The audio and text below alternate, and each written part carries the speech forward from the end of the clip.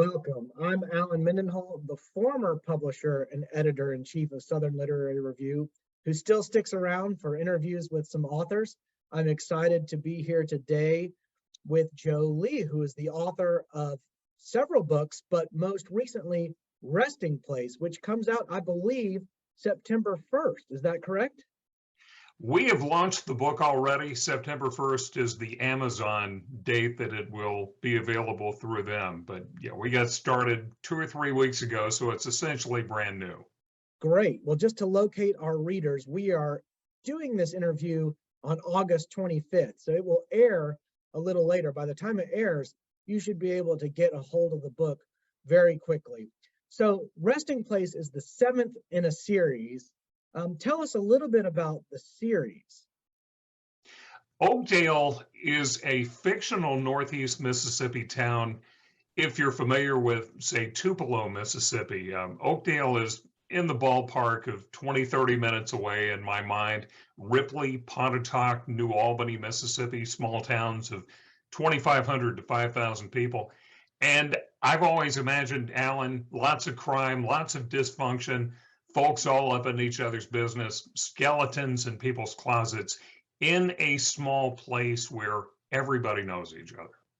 Well, you've got your Mississippi State shirt on there, so you've sort of revealed your true colors and your Mississippi connection. I was going to actually ask you about Oakdale, so I'm glad you started there. This particular book focuses on, let's say, the dark underbelly of Oakdale, the side that contains corruption and secrecy and infidelity. Tell us a little bit about that element of this fictional town. Resting Place is actually the sequel to the prequel to the series. So it's a great jumping off point if you've not read my work. The book is set in 1984. It begins with a traffic stop that brings a young 19-year-old and a county constable. You're going to get the impression is not on the up and up. They come together in the very first scene, and they're going to play significant roles in the book. That's Mark Myrick, right? And Ford Forrester. Those are the characters you're referring to? That's right. Mark Myrick III is a 19-year-old. Ford Forrester is the county constable. And that traffic stop, Alan, is something I went through myself back when I was about to turn 19. Now, as a fiction writer, I just ran with it and brought in a county constable who in fiction was not a real good person. But yeah, there is something going on in the county which the constable may be aware of. Mark Myrick III is absolutely not. But those two men are going to have a significant role in this book. And later in the book, a young deputy sheriff named Billy Joe Stone is brought in. And one thing I love doing in fiction, Alan, is working with good people who are put into difficult situations and seeing what sort of choices they make to get themselves out of what might be danger. Myrick is going to be in that position, and the deputy sheriff, Billy Joe Stone, certainly will be. And the paths of Stone, Forrester, and Myrick are all going to come together down the stretch of the book and create what I think is a pretty dynamic conclusion. Well, this police stop precipitates all the action.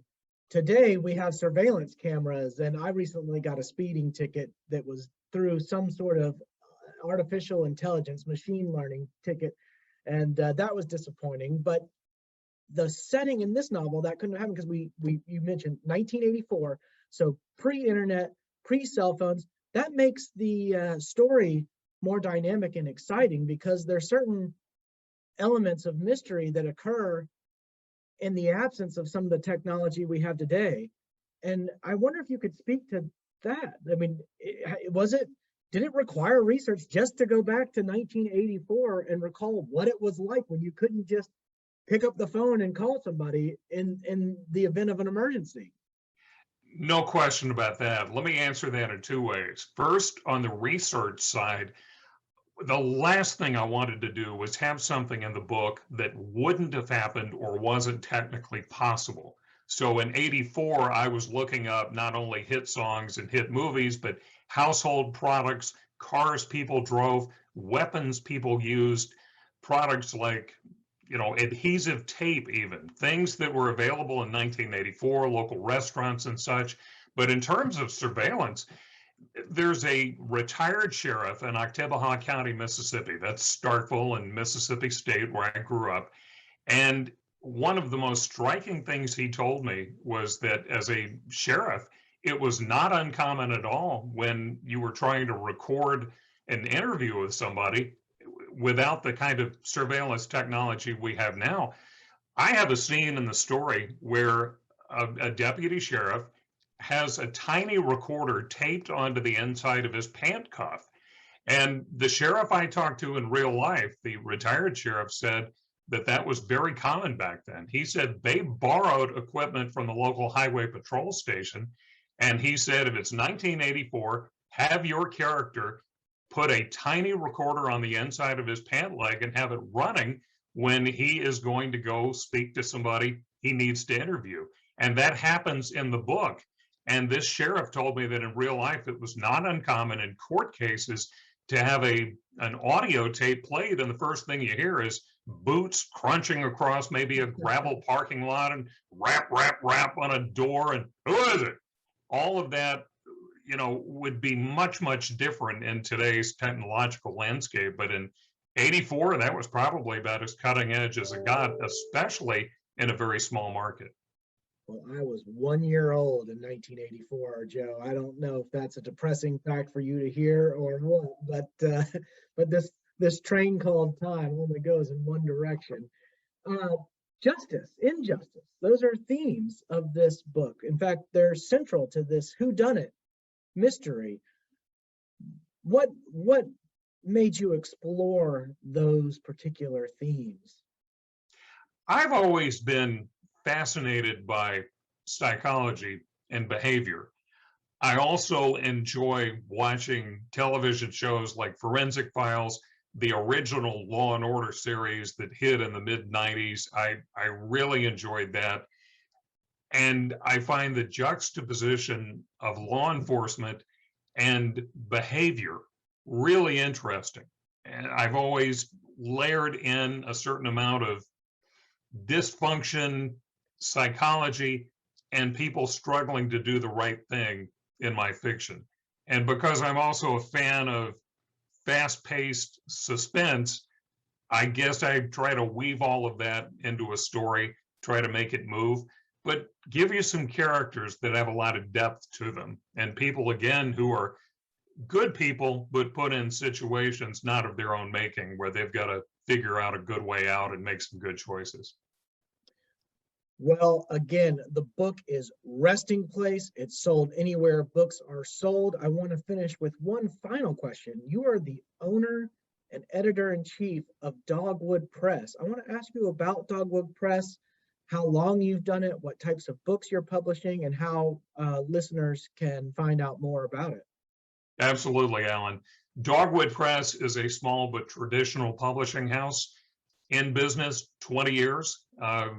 We have worked with about 12 authors, most of whom are from Mississippi. Mystery Suspense is our stock and trade, and the best way to reach us is through our website, dogwoodpress.com. Candace Cox Wheeler from Biloxi, Mississippi, wrote a very good historical fiction novel called Cradle in the Oak 1 year ago. Her new one is called Squall in the Gulf. It is a sequel to Cradle in the Oak. She and I are both all over the place right now getting our books out. Hers was launched just when mine was, August of 2022. Author John Floyd, a multi-Derringer winner short story author in mystery suspense fiction from Central Mississippi. Randy Pierce, who has written several very good novels. A lot of what we do, Alan, are Mississippi-based, but that is not criteria for being published. So dogwoodpress.com is the website. There is a blog, The Little Publisher That Could, and it's accessible through the site as well. Well, folks, this has been Joe Lee. Again, his latest book is Resting Place. Go out and buy it. Joe, thanks very much for joining us. It's been a real pleasure. My pleasure, Alan. Thanks. Thank you.